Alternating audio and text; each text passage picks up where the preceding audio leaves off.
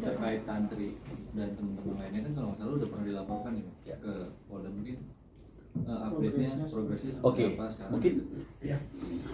Terkait itu yang kita laporkan itu berbeda ya.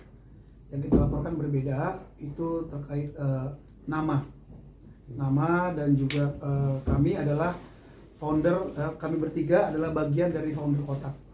Nah, terkait itu. Nah, lagu kami memang pernah bilang ke teman-teman juga bahwa siapapun yang menggunakan karya cipta kami, baik kita yang sendiri maupun bersama, harus izin dengan kami dulu, baru kami izinkan. Gitu. Artinya harus izin dengan kami dulu. Kalau tidak, kami larang. Harus kami dapat izin dari kami dulu. Tetapi sampai detik ini, ya sampai saat ini, artinya yang kami berikan arahan itu, artinya somasi itu ya, waktu itu somasi terbuka tidak diindahkan. Jadi berarti ya ini mungkin bukti kita memberikan kesempatan yang kedua ya. Namanya kita manusia biasa, tempatnya salah.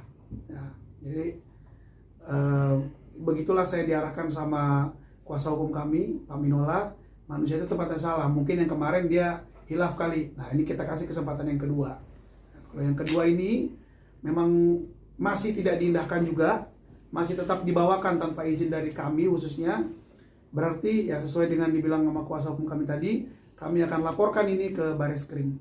Ya, terima kasih. Tapi sejauh ini yang diketahui masih menggunakan, masih membawakan lagu-lagu itu apa enggak bang setelah kemarin? Masih menggunakan. Terakhir kapan Bang dia menyanyikan lagu-lagu Bang Posa? Ya sampai terakhir juga masih digunakan terus dan Kapan? Bulan lalu? Enggak, sebelum pergi berangkat kemana? Ya. Masih digunakan terus kok, diposting lagi. Ada berapa lagu yang dinyanyiin lagi? Saya belum tahu persis, tapi lagu-lagu yang karangan saya bersama itu masih digunakan. Gitu. Tapi untuk royalti terima nggak? Saya tidak pernah menerima royalti sepeser pun untuk itu.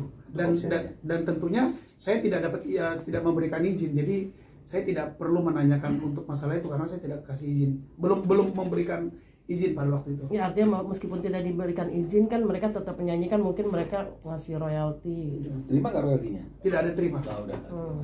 Bang ini kan bertepatan dengan si Tantri mungkin baru pulang haji juga ya. Ini sekedar mengingatkan lagi kah preskon ini atau seperti apa Bang? Penegasan ya. Ini penegasan. Artinya tadi saya bilang manusia itu kan tempatnya salah. Nah, kemarin sudah kita kasih penegasan atau somasi gitu ya. Ini kita kasih penegasan yang kedua jadi lagi. intinya jangan tersesat dengan pemikiran yang keliru. Ya selama ini kan ada pemikiran kalau misalnya lagu itu diciptakan bersama-sama, bolehlah dinyanyikan meskipun tanpa izin dari pencipta lainnya. Nah, undang-undang kan tidak bilang ada pengecualian. Yang penting setiap orang yang menggunakan lagu secara komersil itu dia wajib untuk meminta izin penciptanya. Jadi kalau misalnya suatu kekayaan, karena ciptaan itu kan juga kekayaan intelektual. Kalau kekayaan itu pemiliknya secara bersama-sama, ini mau dijual, ini mau disewakan, ini mau digunakan, kan itu harus seizin dari seluruh pemilik kekayaan. Ya, seluruh pencipta dalam hal ini. Jadi nggak boleh mereka nyanyikan karena mereka merasa, kami kan ciptakannya, kami kan juga penciptanya. Betul, Posa juga penciptanya. Jadi harusnya digunakan minta izin dulu. Adalah nuhun sewunya sedikit kan begitu. Jadi jangan seperti itu. Jangan artinya itu dianggap itu adalah benar secara hukum. Apalagi kemudian ada orang yang membenarkan dengan pemahaman pasal 87 tadi itu ayat 4. Jadi menyesatkan. Padahal kan itu hanya untuk penggunaannya itu untuk layanan publik. Bukan live konser. Ini yang harus jelas dan tegas disampaikan. Karena kalau nggak nanti akan terjadi pemahaman yang keliru. Ya, terjadi pemahaman yang keliru. Nah, kalaupun misalnya ada perjanjian dengan LMK yang menjadi pemegang hak cipta, ya, jelas 83-nya mengatakan perjanjian lisensi itu tidak bisa dijadikan sebagai sarana, ya kan jelas ya, sarana untuk menghilangkan atau mengambil alih seluruh hak pencipta. Jadi seolah-olah udah LMK yang berhak menentukan secara otoriter gitu loh. Karena kan bagaimanapun LMK itu kan mendapat kuasa dari pencipta. Nah, jadi ini yang kadang-kadang ada suatu pemahaman kalau sudah LMK, pencipta itu udah nggak ada gunanya. Ini yang nggak boleh. Ini artinya kita mencuplik undang-undang yang kita anggap menguntungkan kita dengan penafsiran yang salah dan keliru lagi. Wah, ini yang jangan sampai, karena pencipta itu pemilik kekayaan intelektual yang dilindungi oleh undang-undang. Oke, ada pertanyaan lain? Bang, kan ini kan terkait dengan tadi tidak dibayarkan royalti ya. Nah, kalau boleh dihitung semua diakumulasi sampai berapa sih keluarga? Jadi gini. Iya. Jadi gini. Mekanismenya itu kalau sebelum menggunakan secara komersil dalam pertunjukan ciptaan atau live konser itu, dia mengikuti tatanannya, dia minta izin, nggak mau sama penciptanya, tapi dia meminta izin kepada pemegang hak cipta. Dalam hal ini LMKN, maka keluar lisensi. Tapi ingat juga, pemegang hak cipta juga nggak bisa langsung menghilangkan hak daripada pencipta. Jadi kalau pencipta bikin note, misalnya seperti itu juga harus dipenuhi, diindahkan. Jadi kalau misalnya dia bilang itu catatan khusus, nah ini kan juga harus diperhatikan.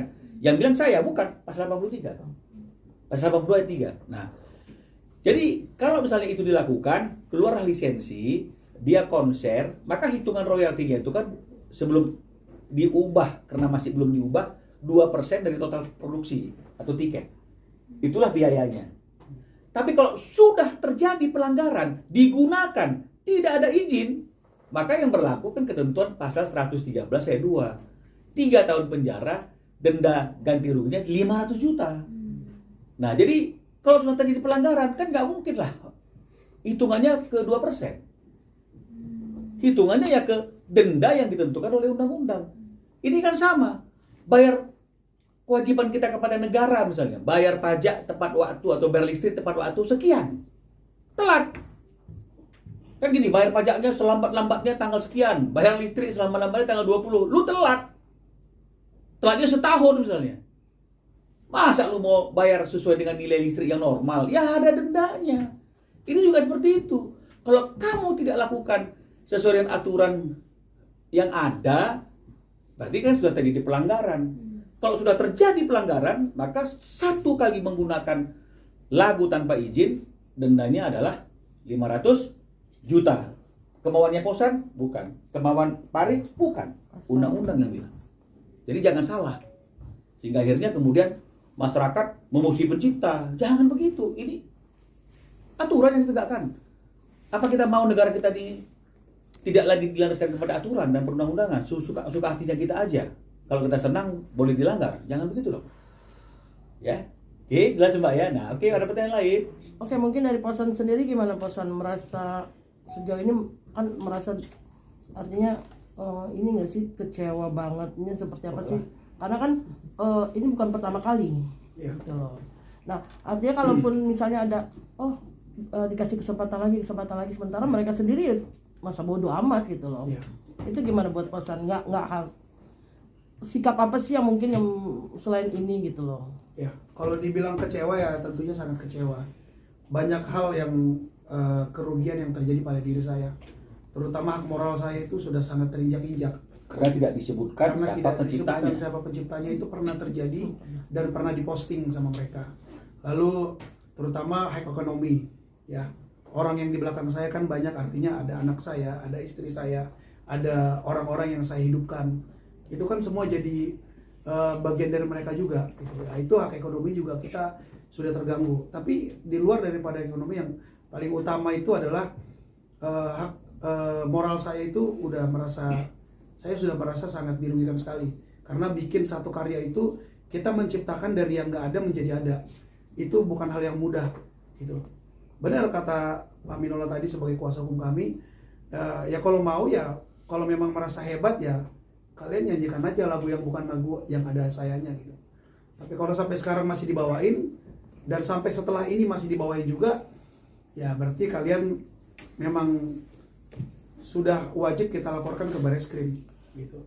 Nah, kalau sampai kita laporkan juga, kalian masih bawakan juga, berarti kalian merasa kalian itu orang yang kebal hukum. Untuk kita lihatlah nanti bagaimana negara kita ini memperlakukan manusia itu haknya sama.